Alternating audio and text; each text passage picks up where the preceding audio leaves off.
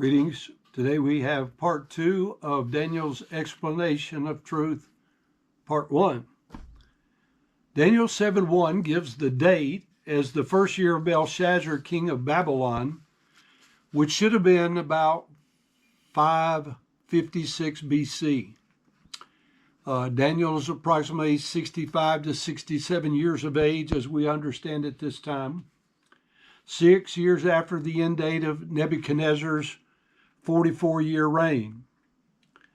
Daniel 11:1 gives us another date, the first year of Darius the Mede, which would be 539 BC. So Daniel is about 82 years of age at this point in time. So when we put these two facts together, we can discern that these details are learned some 17 years after the original information.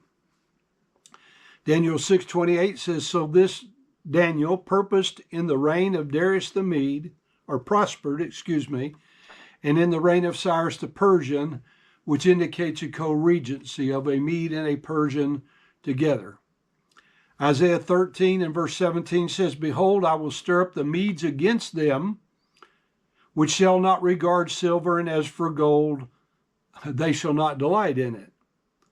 Daniel 21 and verse 2, "A grievous vision is declared unto me. The treacherous dealer dealeth treacherously, and the spoiler spoileth. Go up, O Elam, besiege, O Media, all the sighing thereof have I made to cease." Jeremiah 51 verse 11, "Make bright the arrows, gather the shields. The Lord hath raised up the spirit of the kings of the Medes, for his device is against Babylon to destroy it, because it is the vengeance of the Lord, the vengeance of his temple." So God used the Babylonians to judge Israel and Judah, and then God used the Medo-Persians to judge the Babylonians. And chapter 51 of Jeremiah continues in verse 28, "Prepare against her," that is, against Babylon, "the nations with the kings of the Medes, the captains thereof, and the rulers thereof, and all the land of his dominion." Daniel has served throughout the Babylonian period, which God had predicted and now fulfilled. Daniel has survived the overthrow of the Babylons by the Medo-Persians and has been installed into a position of leadership within this new kingdom. In Daniel 11:1, Darius, Cyrus is the ruler. It is stated that the three rulers will follow, three major leaders as the Bible identifies them. Darius the Mede, at first a co-regent and then a sole ruler. Ahasuerus or Xerxes, which we find referenced in the books of Esther and Ezra, and Artaxerxes, who is referenced in Ezra and Nehemiah. The ruler Xerxes, the Ahasuerus of the book of Esther, was the fourth ruler from about 485 to 465 BC. He was the great wealthy king spoken of in Daniel 11:2. He invaded Greece in 480 BC in an attempt to enlarge his kingdom.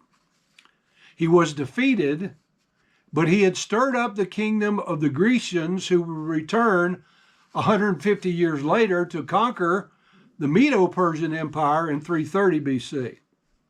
The Medo-Persian kingdom continued another 150 years after its pinnacle under Xerxes, and there were many lesser-known rulers who reigned during these 3 years.